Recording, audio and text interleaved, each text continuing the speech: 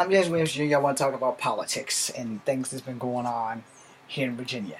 So I won't take up way too much of your time, but I will address the factors and the things that have been going on with our politicians. So we have Governor Ralph Northam, who was asked to step down over the Michael Jackson thing. We have the Lieutenant Governor, I can't think of his damn name, but he's under accusations of 2 sexual assaults. And then we have another doctor who's under accusation of also doing blackface. So let me first address this. I want to address this blackface thing. Alright, I want to address this because this has been the whole stomping a mud hole in everyone's ass thing that's been happening. Alright? Blackface is some shit that came up in the entertainment business way back when entertainment first started. Because at the time, black people didn't really have a lot of liberties. And no one really went into the black communities. Like, no casting directors had the balls to come down there and say, hey! Except for, like, maybe Disney with Uncle Remus or Uncle Tom or whatever the hell the guy's name is. The guy looks like the Uncle Ben's guy. You know, no one's ever really went into the neighborhoods to pluck guys out of obscurity and turn them into superstars. Not until, like, maybe the 40s and 50s with Sidney Poitier and so on, until you get to Danny Glover and Louis Gossett Jr. and Samuel L. Jackson and Carl Weathers and many others, but not as many as possible. And it wasn't until yay so long before black people started making appearances on soap operas and shit. Now we freeze there. Going back down the timeline. When they called for actors to play black people, they used blackface. As an actor myself, I understand the concept, which is why it does offend me, but it doesn't turn the knife. Now, I'm explaining that from an actor's point of view because I am an actor. I understand how acting works. I understand that, for me, to be cast as a black man, it's highly unlikely that that's going to happen. You know, like, well, you know, you can cast you as a half-breed, but we don't want to call it that. And I haven't been cast as a half-breed yet. Thank you. But anyway, I would prefer to be playing a half-breed. However, we don't make enough media appearances, apparently. So, that's that. But for way back before black actors existed, they had white actors playing black. Alright? Which is why it is offensive, but it's not offensive as it is to everyone who does not understand how acting works. Now, it became racial because black people got super offended to find white people playing black people. But you have to also remember, when this first happened, there were no black actors. Period. There were no black actors. So some white people didn't understand why that became offensive. Well, let me break that down for you. A lot of black people are easily offended over shit that's just politically racist. Point blank, period. If it seems racist, it's probably racist, and you probably just shouldn't do it. However, out of the fact that this same bullshit cost Megyn Kelly her job, and I really like Megyn Kelly, and I think they should have gave her a second chance and not have a fucking straight no tolerance policy. So shame on you, NBC, for that. But you know, if she didn't know, she didn't know. You know, and she didn't know. She clearly didn't know. You could see the look on her face that she was shocked when she found out that what she said was completely wrong. She even apologized. And for Christ's sake, we're in a world where no one can apologize. Kevin Hart apologized. Everybody gave him flack. She apologized and she still lost her fucking job.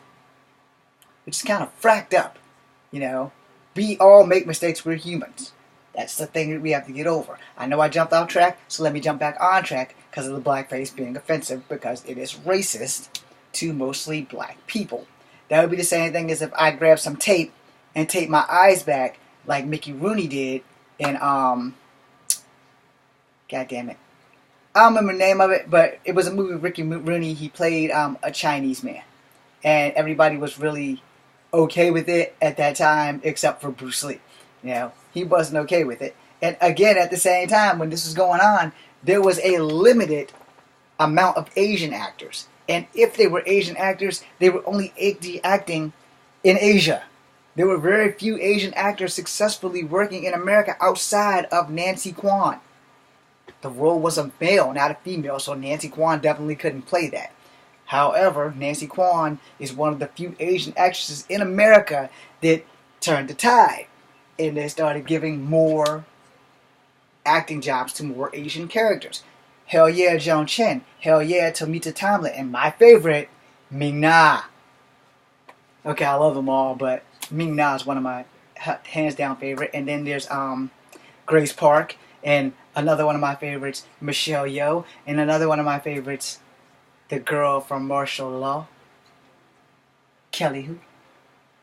No, you you have to go on, but you know now acting's becoming a little bit more diverse. It's still not diverse enough because people like me, with the exception of Dwayne The Rock Johnson, don't have any roles. Now, there's no guys who's half Native American, half black, and half white. We don't have those because we don't have those guys writing.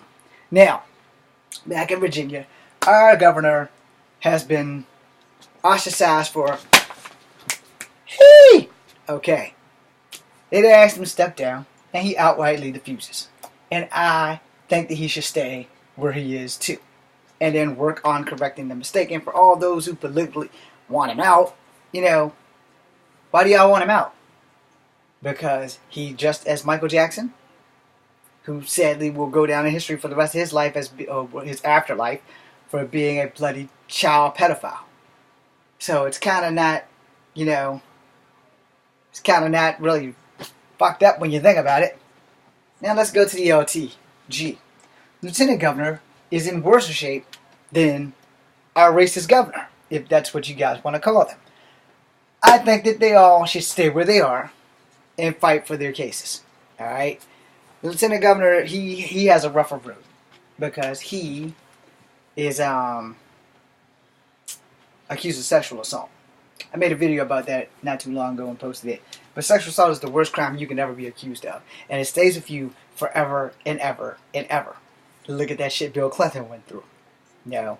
Not the Monica Lewinsky, but the other woman, and now the other women. And then with it, the only person who's actually successfully came through a sexual assault claims is the current administration, the red-headed troll in charge. He has been accused of sexual assault. No investigations were done. They did the Stormy Daniels thing, but other women also came forward, and then there were women who came forward before all of that, and it was just like one big clusterfuck after another, but nothing has become of it. So, here we go. We have, by the way, I just remembered his name is Jason Fairfax. So our Lieutenant Governor, Mr. Fairfax, is under the gun for 2 sexual assaults by women of color. And I'm going to go out on a limb and say, have everybody noticed how fishy this is all of a sudden? We have a governor who's accused of being an out racist. We have a lieutenant governor who's accused of being a rapist. And then we have a doctor who's also accused of being a rapist. Why is all of this coming out now? Because next year is 2020. And that's when we vote again. So it's funny how all this stuff just popped out. And I don't think that any of these guys should be held accountable. Just like I don't think that Kevin Hart should have not been able to get the job that he wanted to get because of his past homophobia and shit like that. Well, here's the thing. Almost every straight man is a little bit of homophobic.